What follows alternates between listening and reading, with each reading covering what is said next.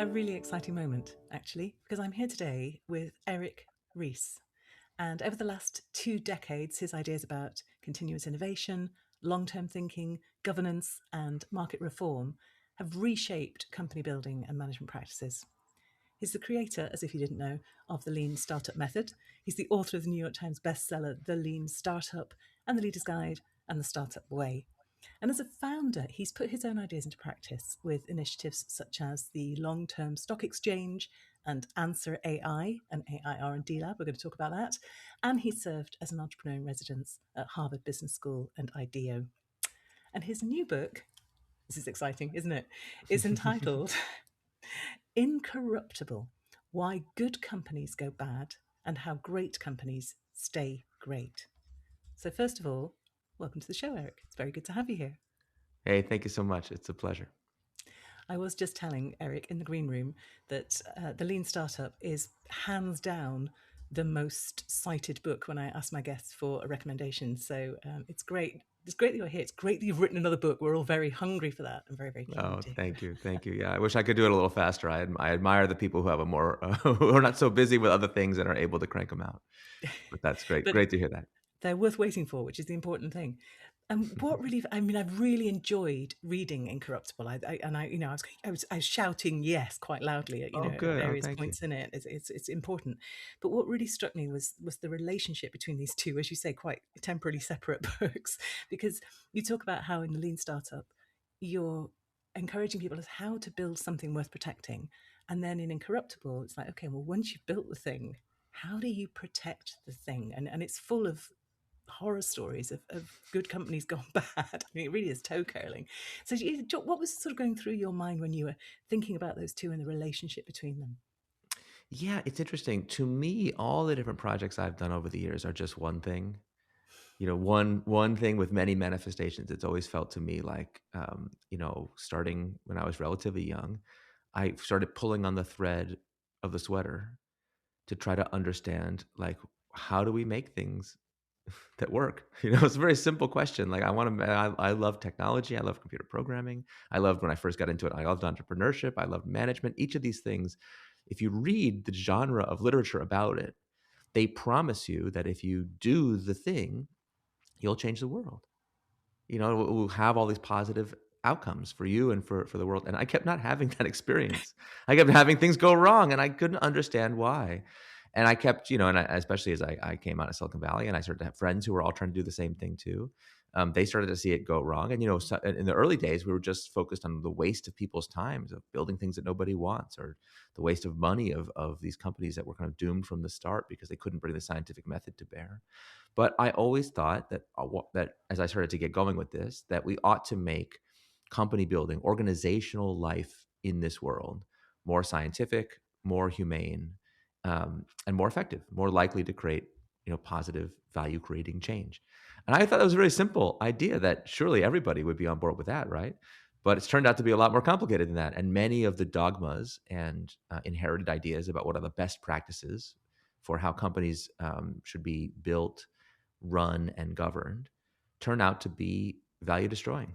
Mm. And that was true about waterfall development as much as all the more complicated stuff that we've tackled in the years since. So yeah, so I've tried to tackle that problem as an author, as an entrepreneur, as you mentioned, as an advocate for policy change. I've worked with governments and nonprofits and all kinds of big companies, small companies, trying to transform legacy companies. I feel like I've just had the privilege to try my hand at these kinds of reforms in many, many, many, many different contexts. And so I think I have an unusual vantage point. I kind of feel like I got issued a backstage pass to business itself, like the play of business, to see how the sausage is really made. And on the one hand, it's horrifying because there's so much waste and so many inhuman processes that are absolutely out of control. On the other hand, it's very inspiring because the world of business is almost unimaginably vast, Mm. and the scale, the potential for positive change is almost mind-boggling. So, when I get down about the difficulties, I try to remind myself that the scale of the positive impact we can make is correspondingly large. And the fact that you have got so many people buying in to the long-term stock exchange, for example, is really exciting. I want to talk about that in a bit more detail. But it's interesting that that sort of it's almost like you're positing the sort of the rationalist view. Well, everybody should be on board with this because it's really obvious that we're creating, and you make such a profound point in the book that what is going on? Like nobody wants this. Nobody wants to be destroying value, and yet here it is happening, and you almost sort of it's almost like an invisible hand, except it's the sort of the antithesis of the invisible hand. It's a really malignant force, isn't it? What is going on when Yeah, yeah, yeah. No, shareholders and stakeholders destroy value? it is actually utterly baffling if you spend too much time thinking about it, which is where I think cognitive dissonance kicks in, and most of us don't spend that much time thinking about it because it's actually really, really awful. I remember, when I was first trying to put my finger on this in the book, I call it the force that no one controls but everyone obeys. Yeah, And I was trying to put my finger on what is it? It's like who's in charge? That's really one of the big questions that goes through the book is who is in charge of these systems. So who designed them this way? Why are they the way that they are? And it's funny. Like I did a lot of corporate transformation work. Big, big, big companies. Some of the world's largest companies have asked me to come in and help them improve their management system. And if you sit with a middle manager of any company and you ask them, "You have any ideas for how this company could be improved?" You better have a lot of time on your hands. You and a better big have a stiff notebook. drink because they will unload on you. And it doesn't matter industry, sector, country, culture. The top problems will always be the same. Short-term thinking. The company is like eating the seed corn, canceling innovative projects when in the name of efficiency that don't really make sense. The lack of trustworthiness between senior management and regular management and the customer. I mean, it's like you've pushed play on a script. It's the same everywhere. But then if you ask them, okay, well, what are we going to do about it? They go totally quiet. They're like, what do you mean? And I started to say, like, it was almost like I'd ask people, like, what are we going to do about gravity? Like, that's not a question that makes sense to ask. You don't do anything about it. They look at me like that's just the way that it is. But I have never been willing to accept that. I just can't believe that we're going to live like our grandchildren are going to inherit from us an economic system that like combines immense value creation with all this insane value destruction. Surely there's a better way. So that's been my odyssey to try to understand it. And because I had spent so much time thinking about gravity as a metaphor, I started to actually take that seriously and be like, it Yeah, does feel like there's this almost invisible force that is pulling organizations down into mediocrity, into lethargy, into bureaucracy, but into malignancy in a lot of cases. And of course, I've now been at this long enough that I've gotten to watch the dark underbelly up close. I've gotten to help people build immense value, immense companies, and see their idealism stripped away, see their strength wither, and their sense of purpose be just lost. And including many people I know who are incredibly rich today and totally miserable. So if the end result for the people who do the work is misery, and for the planet and for their employees and for their customers, who is it for? mm, And so that's really what set me on the course ultimately that led to the book and LTSC and so many other things, which was just um, what would it look like if we didn't treat this as just how the way it is, but like if you wanted to do it properly, what would that even look like? What if you wanted to build organizations that had the strength to resist this force? And I want to go come on ahead. to Yeah. that structural integrity point actually. And how do you do that from the start? Because I think that's a really key thing for listeners. But just before we do, I want to make a writerly observation, which is Yeah. that point about your gravity metaphor is brilliant because it has got that you recognize it, and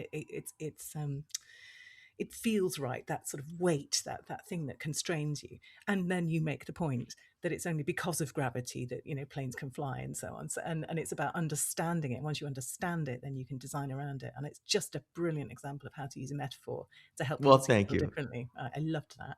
Now let's talk about structural integrity. How do people bake into an organization the guardrails that are going to keep it from being corrupted? Because it really is horrifying just hearing the stories in the book.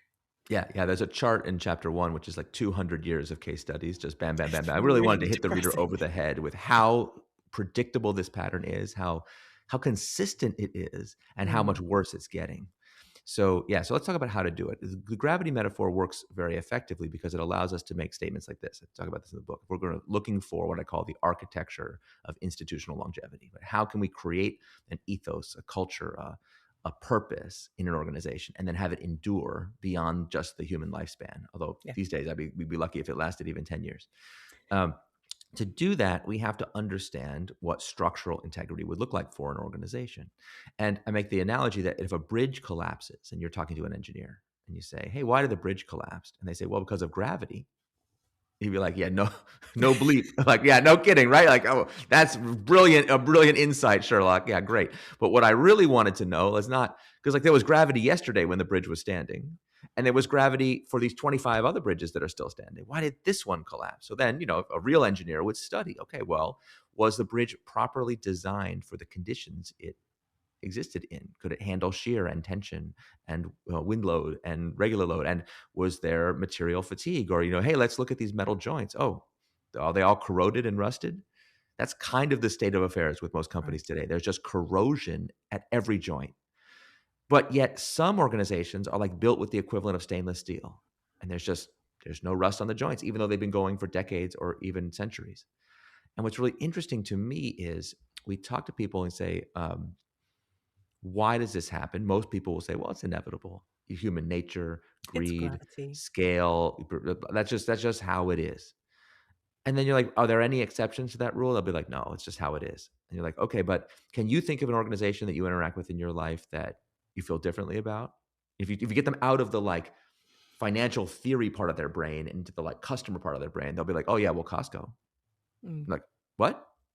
Costco's a $400 billion company. If scale and money were automatic corruptors, how come they're like, what's going on with that? And they'll be like, oh yeah, that's true, that's true, and oh yeah, and also Patagonia. You're like, well, excuse me, Patagonia is also like a $5 billion company. I can't remember how billions now. That also seems like should have been corrupted, right? And if you look around, you'll find in every industry there are these outliers: Vanguard in finance, Patagonia in retail, Costco, but also like Novo Nordisk, IKEA, John Lewis Partnership, for those who know it, HEB in Texas. There's actually zillions and zillions of these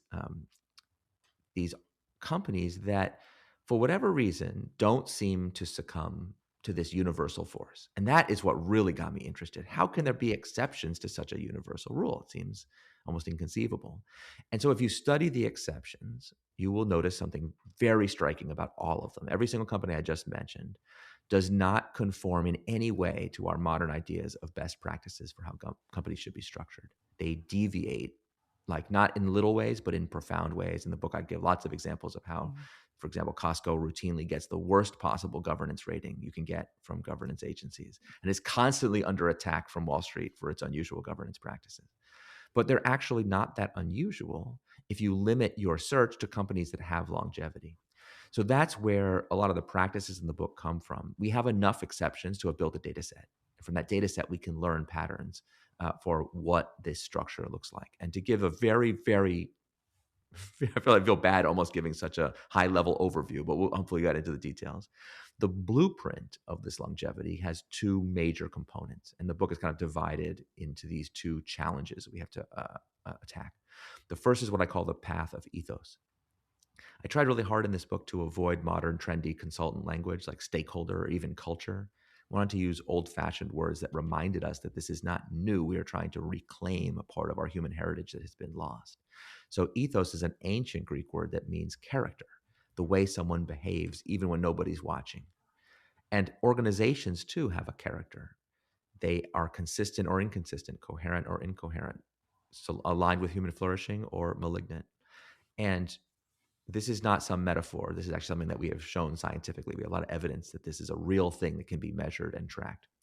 And so I wanted to understand, how do we build an organization that has a character that is truly committed to its purpose, that is capable of making sacrifices, even if it's hard, even if it's unpopular or countercultural to do so, and therefore is a company, an organization that customers, employees, and investors can trust, because you know that when the chips are down, it will do the right thing as it itself defines it.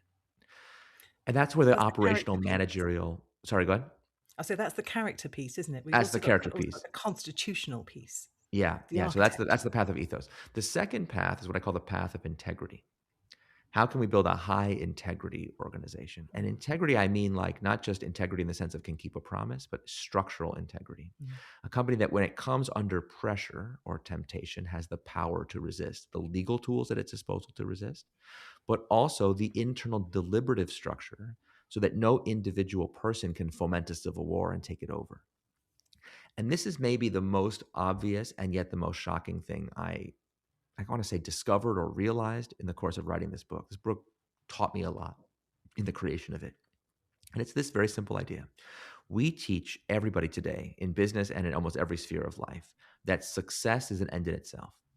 Because whatever other thing you want to do, if you first have success, it will give you the power, the leverage, and the freedom to do that which you want to do. So we teach people, get to product market fit first, worry about the details later. As your company gets bigger, then you'll have the power to set things right, to do things the way you want them to do. And this is just catastrophically wrong in a way that when I tell you, I hope your listeners will find really obvious. I did when it finally occurred to me, but notice I lived the vast majority of my life without making this realization, which is simply this. The more successful an organization is, the more valuable it is as a target. So the more golden the goose, the more the temptation to butcher it. So Yeah. we Profit actually brings create predators. the conditions for our own failure by blindly pursuing success. And it's only those who have figured out how to protect this most valuable asset, what I call the most underrated asset in all of business, trustworthiness. Mm. It's not a metaphor. It's not a nice to have manifesto. No, it is a tangible, extremely lucrative asset that the best organizations covet and most organizations piss away because they don't protect it in a vault. They allow anyone who wants to just come up and grab some and take for themselves. So the book is a little bit dark because there are parts of it where I really want to warn people, look, the path that you're on is going to inevitably lead to you losing control of the thing that you most value. And yet that's not inevitable. We can do something about it. And what's interesting and generous, and I think a bit revolutionary about this as well, is that you talk about that as a personal revelation. I understood this point, and that applies to you and what you're building. And you scale it up to organizations as a principle, as a way of designing an organization. And then you design it up with what you're doing with the long-term stock exchange into what you call civic architecture. I think, is that the phrase you used? Civic infrastructure. Yeah. Civic Yeah. Yeah. infrastructure, that's it. It wasn't quite right. And there's suddenly a mechanism. I did actually laugh out loud when you pointed out that you were like, how, I don't know how you build a stock exchange. This must be a really hard thing. And they were like, oh no, we have a form for that. And so Yeah. you completed the form. And this is putting in place the infrastructure that allows other people to to put all this in place as well, doesn't it? I think this is fascinating. So tell us a little Yeah. bit about That's your experience there. Yeah, I'll tell you a story. LTSC is one of these audacious and just such an impossible project that people kind of ignore it because they can't comprehend that it would even be attempted. Like numerous people over the years, including our own investors and a lot of our supporters, like they keep forgetting that it exists still. And they'll even like I remember when I would go when we first got our SEC approval to operate the exchange. It's in the same regulatory category as NYSE and Nasdaq. And I would go to people and say, "Look, congratulations! Remember that thing I told you about? It's approved. It's live." And they'd be like, "Oh, let me know when it's live." I'm like, "No, no, it exists." They're like, "No, no, I'm sure it doesn't, but like, let me know when it does." And it was like, I've never had a product where people would like say they really wanted it, but they couldn't be convinced that it exists. It's because it's so contrary to their ideas about what's possible. And of course, I think the dark side of this is we all feel a little bit complicit in this financial system that Right. causes so much harm. And we tell ourselves the story that there's no alternative to comfort ourselves that it's not our fault. And as soon as you present, I remember I actually did an interview with a really powerful CEO who was taking his company public before we had gotten approved. And he was like, "I'm glad we're doing our IPO before we would have to face the test of whether we would list with you. Like, I'm glad I don't have Wow. to face that question."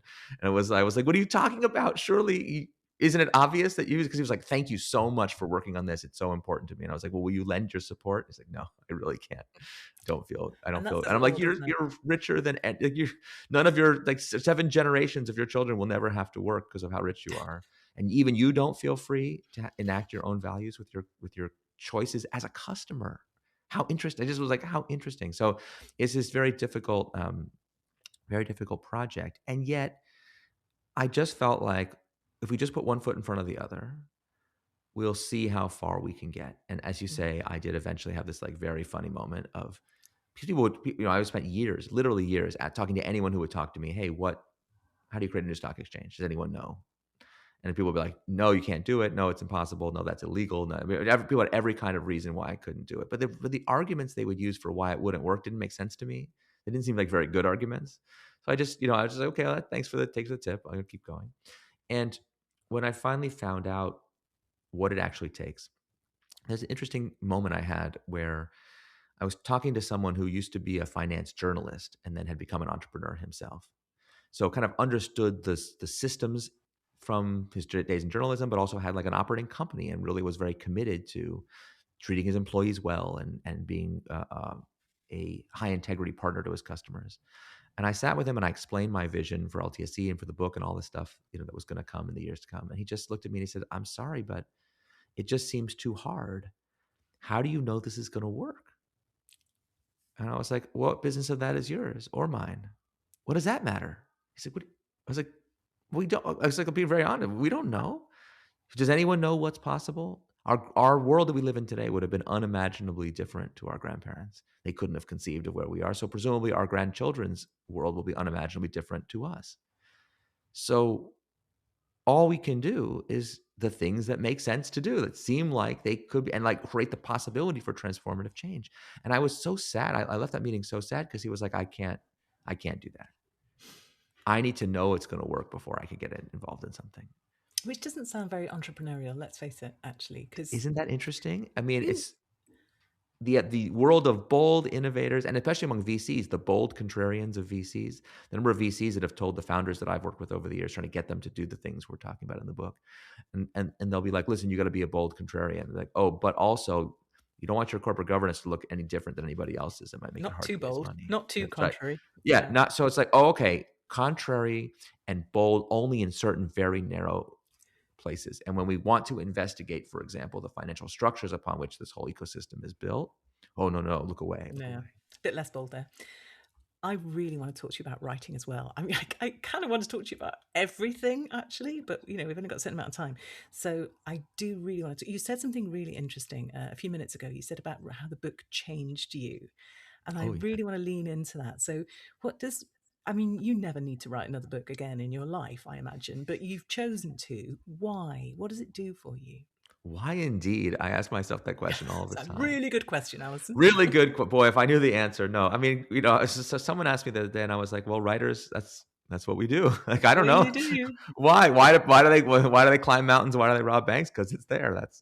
That's what we do. I didn't Because think it's I would not write. there, isn't it? It's because it's not there. That's It's not kind of there. the So point. for this book especially, and to the lesser extent, Lean Startup was this way too. I basically spend every day of my life talking to people about creating companies.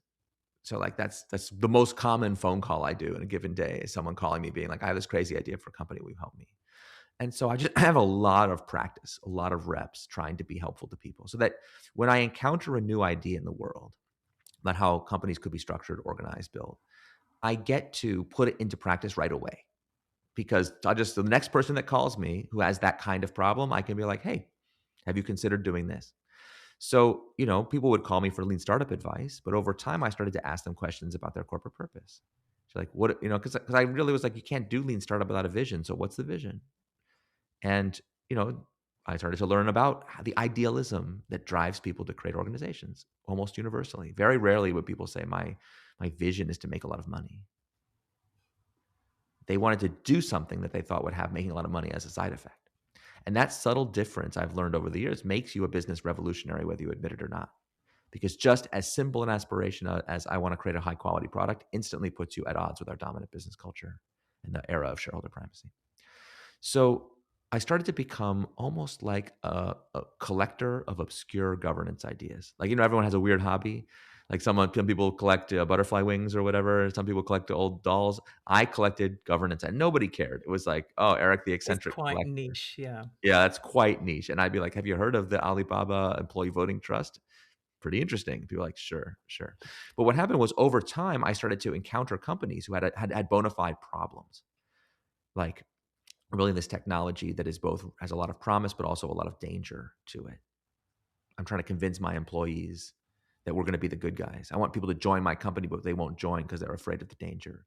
Meanwhile, investors, if I tell them that we're trying to do something socially beneficial, immediately think I'm a communist and not a serious person about business. Like it was like this tension was really hard. And so I started like, oh, have you considered? And I started telling people about these ideas. So I got in the early days, people would be like, no, I haven't considered. No, that's absurd. But I started to get better and better and better at talking to people about their governance, about their structure, about their culture, about their, like, it's just like started to add those tools into my repertoire. And you reach this point when you're doing this kind of hand-to-hand combat, changing the world like literally one person at a time, where I got pretty good at getting founders to yes. They'd be like, oh yeah, I'm interested in this. I'd get pretty good at helping them navigate the negotiation with their investors, with their boards, with their lawyers, just all this stuff.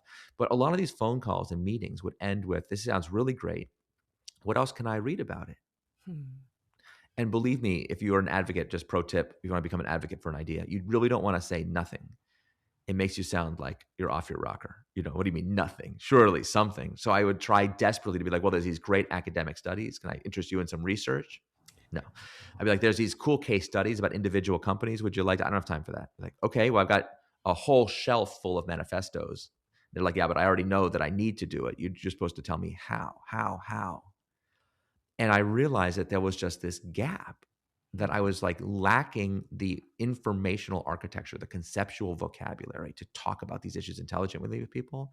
And I was having, if I have an hour meeting with someone, I have to spend the first 53 minutes giving what I would now call a summary of the book. And so I was like, Right. God, it'd be really helpful if I could be like, look, read this first. And then using these concepts, we can reason about your situation. And that's exactly how Lean Startup came together. And I was like, oh no, it's happening again. It's happening again. So I'm getting, there's sort of three things going on here. Part of you is going, oh crap, I'm going to have to write a book, aren't I? And part of you is going, do you know, it'd be really helpful to write a book so I don't have to have this. And part of you is going, oh, this is so cool. I get to write a book It's about this. I mean, they all kind of going on at the same time. all at the same time. It's Yeah. someone. There's a quote. I forget. There's a YouTuber I think who's making a joke about how about writing a book is the saddest, loneliest kind of work in the world. And boy, is that true. There's a mental and spiritual testing of it that is challenging. If you're especially writing something that's like personal and you're really trying to do something meaningful. For this, it was Yes. just When you really intellectually care difficult about it. to get Yeah. it right. But Mm. yeah, it's also one of the most rewarding things to do in the world. And now that I'm on the other side of it, it's great. I'm like, oh, I'm so glad I spent the last 2 or 3 years, digging through this, because I'm Anticipating really proud writing of this the book. Yeah. result. And I'm really happy to see people respond to it so positively. But the actual there's definitely, it's so easy to lose the thread of doing it because it's such a daunting project. And most days you can't tell if you're making progress or not. So Well, this is let's a dig into challenge. your process a little bit because I'm honestly, I can't tell you how excited I am to do this because, I know what writing a book looks like for me. It's not pretty. And I've talked to a lot of people who've told me about their process. But, how do you go from the kind of the spark of the idea to the finished manuscript? What are the big stages for you? What do you love most?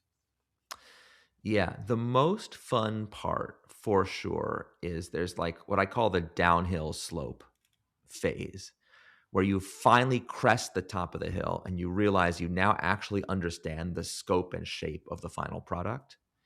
And although there's a lot of work to be done, now it's like now you're just bringing everything into alignment with that extremely clear vision. And so you do work. That's the hardest working phase. I mean, my poor kids were like, I was on my laptop every minute of every day. We were traveling around Europe, and then we'd be in some like beautiful villa or whatever. And I'd be like, go be in the pool. I'll be looking at the beautiful scenery while I'm on my laptop. I would take it into every cafe. I was glued to this thing because every day I was like, I have to chip away at this problem. I'm running out of time. It was like, I gotta I've got a go, deadline. gotta go. Yeah. And the hardest part of it for sure is the early murky bits where you're trying to figure out, what is this book about? What's the thesis? What's the through line? And for this book, unlike my previous books, which all had a title and a clear thesis from the beginning, this book did not even have a title until very late in its development. My poor publisher, when I sent them the first proposal, they put it in their system as untitled on governance. And they were like, please, can you please do better than that? I was like, yes, we'll come up with something better than that, for sure.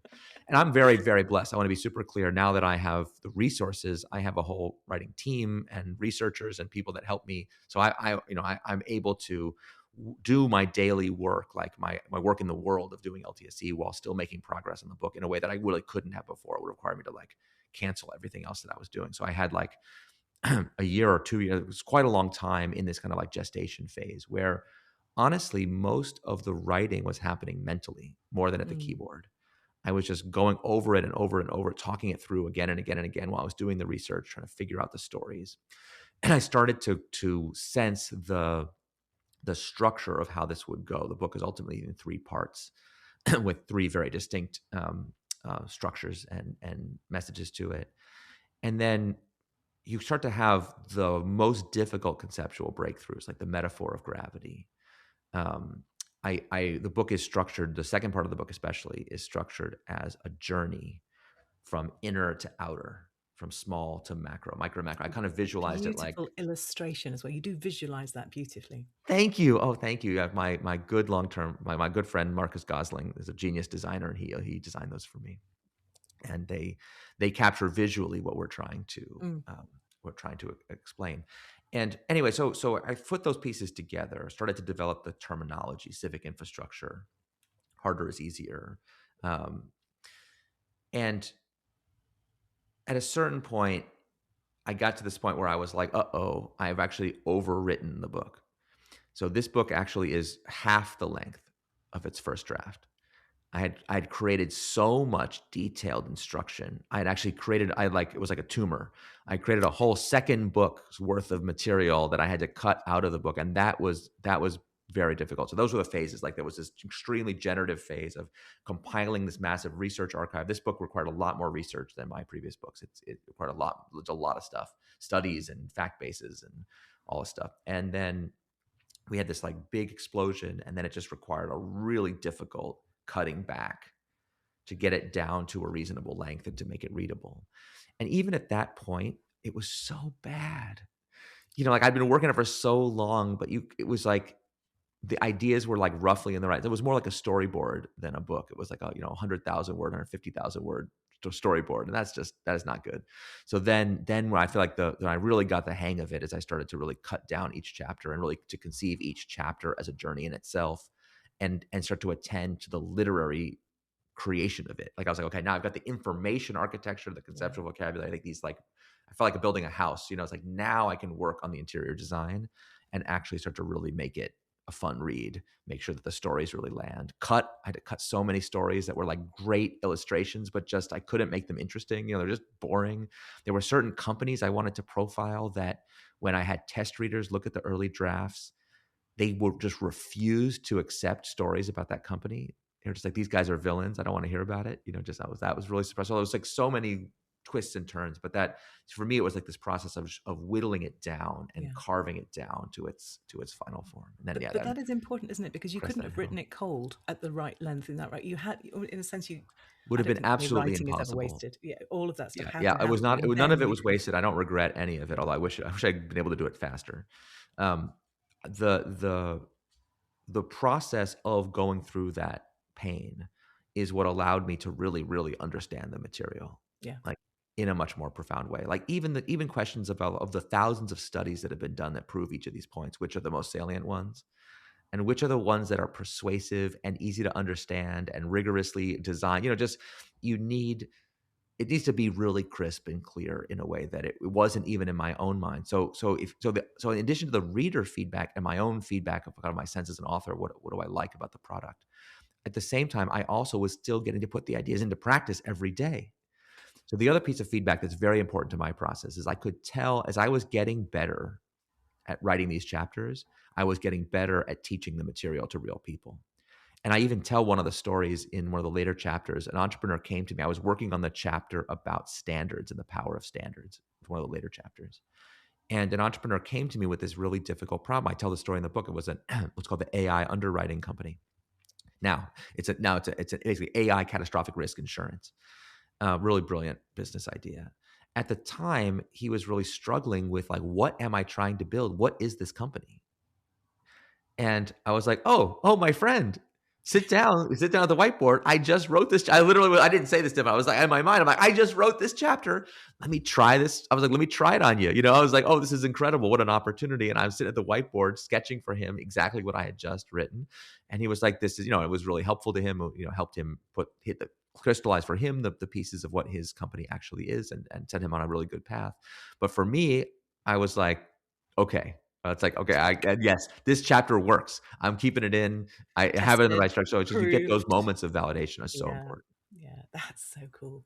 I want to talk about AI as well because you're an AI tech entrepreneur, along with Yes. everything else.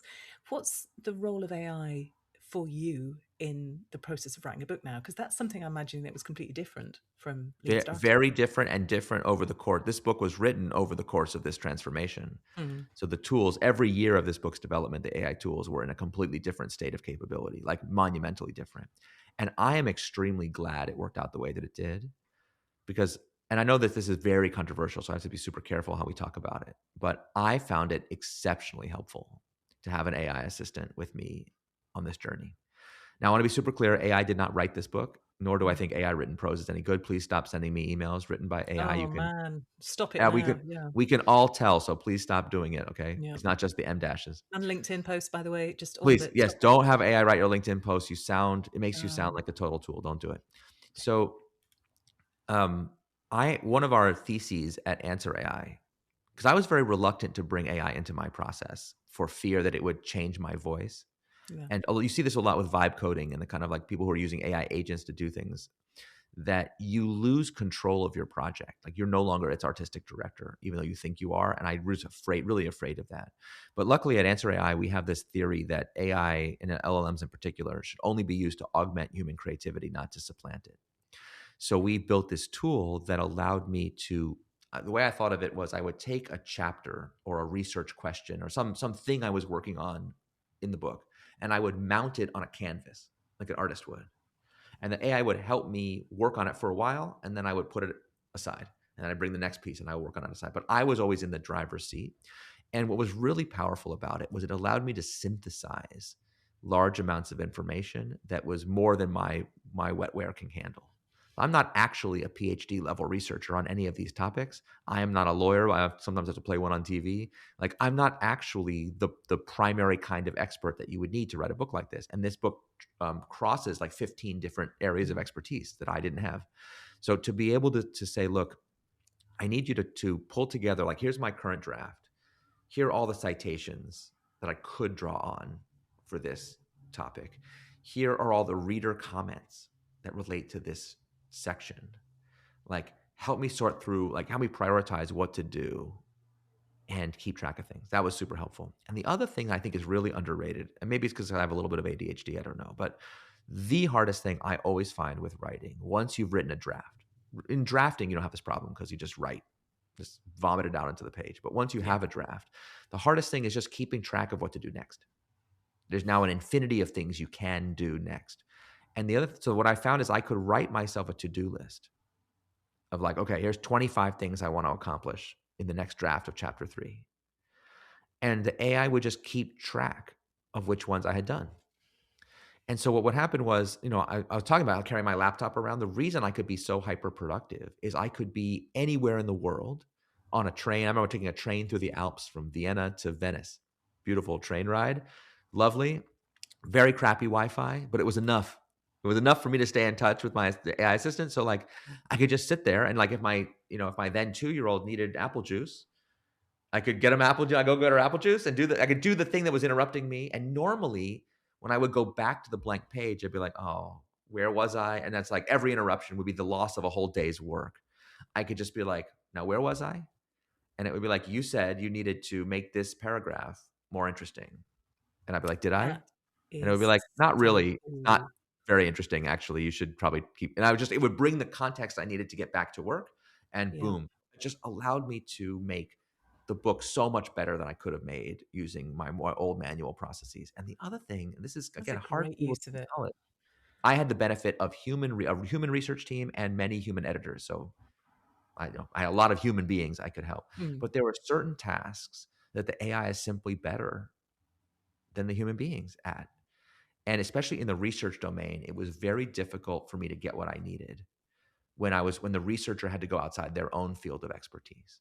And I spent a lot of time arguing with them about whether they would or wouldn't go look up a certain thing, or they'd just be like, I don't believe in this thesis. And I'd be like, I know I'm not asking you, like, I understand, but could you just pull the papers for me so that I could read them for myself? Or they would get like sidetracked on some paper that they thought was really excited, or a certain case study. I got a certain researcher who was always trying to tell me about this one case study, which was great. I was like, I love that case study.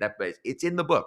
But we have to also do some other, like, I was just like, I had certain, and once deep research was invented, the ability to be like in the middle of the night, can't sleep, jet lagged, whatever, and just be like, I need a deep dive into this academic area, pull all the papers for me, Mm. help me get up to speed on the thing. It's just such a great learning machine.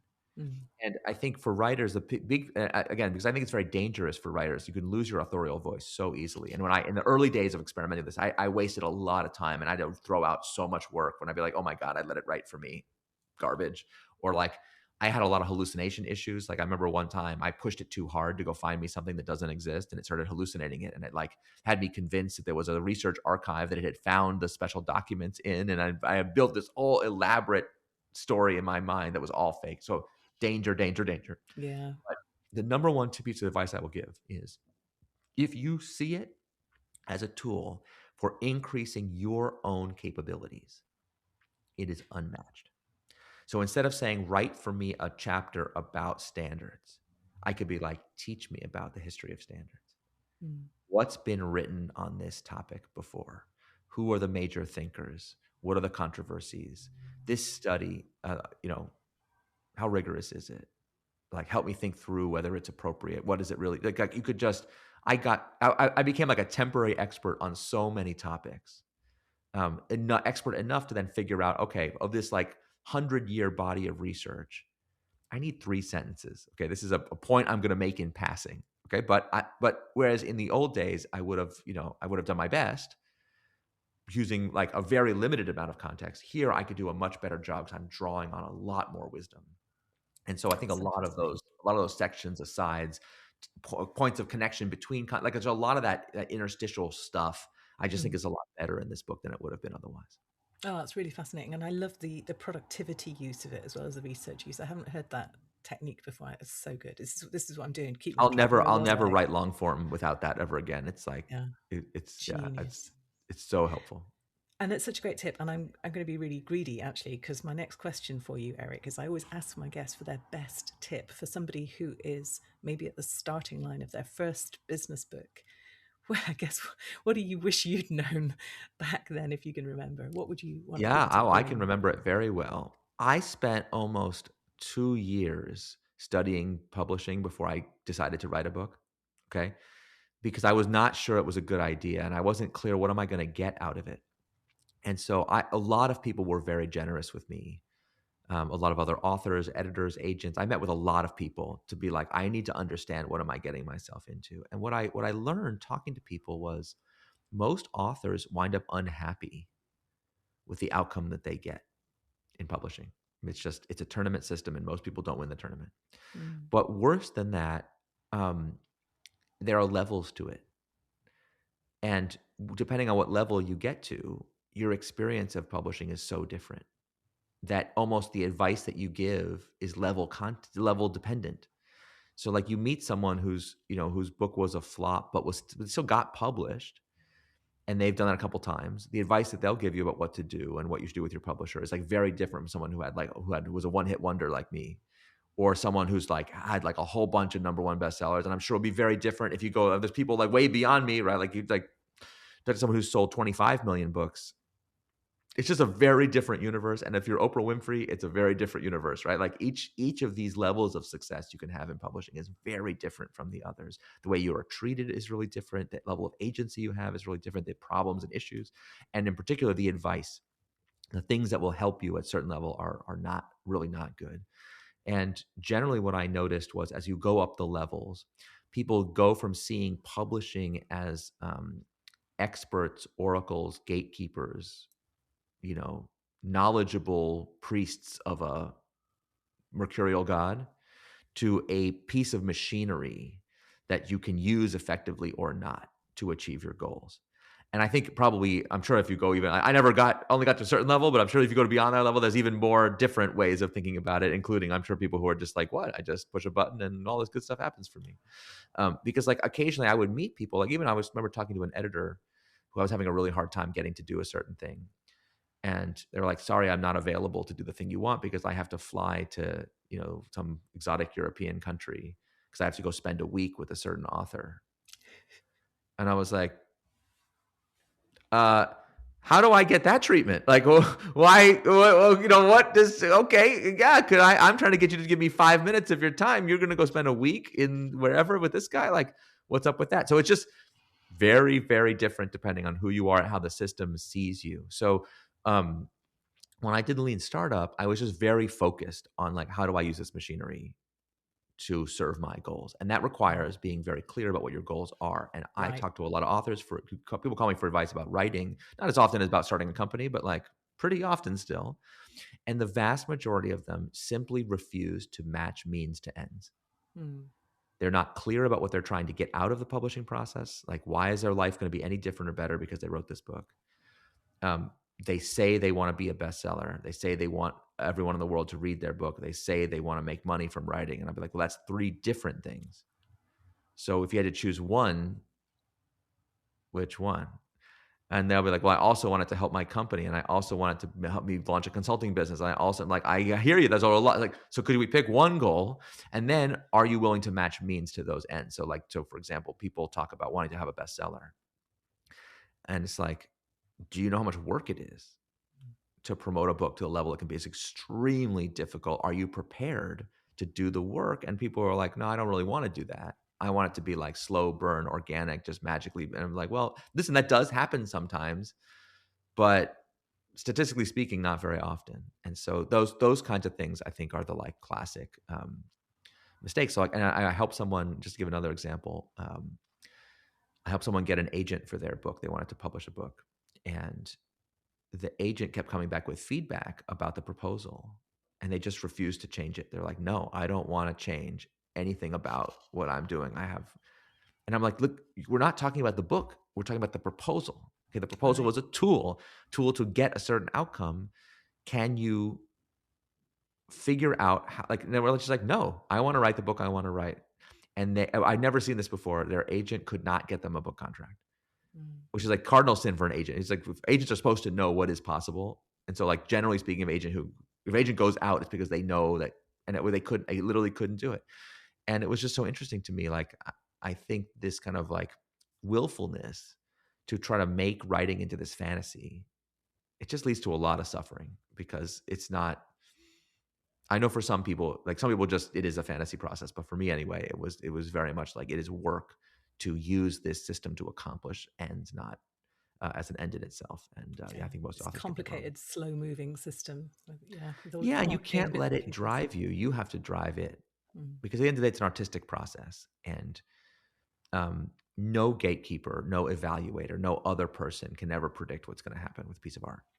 So if Mm. you have those people in your head diminishing your creativity and your sense of confidence as you go, then you can't do the work anymore, and that's no good. And I know people are like, business book is a work of art. Like, come on, man. But But no, I mean, it should I be. really, it It is is. a It's a literary, literary endeavor. Absolutely. Yeah. absolutely. And And if you don't it's, see it that way, I think that's why a lot of business books are so bad. yeah, right. Because They're people not. don't put the time into the craft Yeah, of it. they don't see it as a craft. It's a means to some other end. I Mm. understand that, but at the end of the day, it works because a human being spends like a not inconsiderable fraction of their life to sit with your words and Yeah. consume them. So I feel like that you have like a responsibility to make Yeah. that worthwhile for Put the the person work in. doing it. Yeah, I love that. And the clarity about what it is you're trying to achieve with this book as well, because it could be only one of 100 things. That's brilliant. I also, this is the point at which I say to my guest, what book would you recommend to us? And they go, oh, have you read Eric Ries's The Lean Startup? And I say, yeah, have actually, Oh, yeah. So you're not allowed to recommend that. But what I'm really interested what book you would recommend us. recommend for what though? Well, Break for it down. listeners, so I guess it doesn't have to be a business book, but you get the chance to recommend to an audience of people who love their business books a book that you think, not one of yours, sorry, is just really well written or really helpful for a business person as in leadership or in setting up a company. Looking at my shelf over here, which book I would recommend. I feel like there's so many great books. I mean, I'm a voracious reader, and I read a lot of books in the construction of this one. If I had to pick one, gosh, um,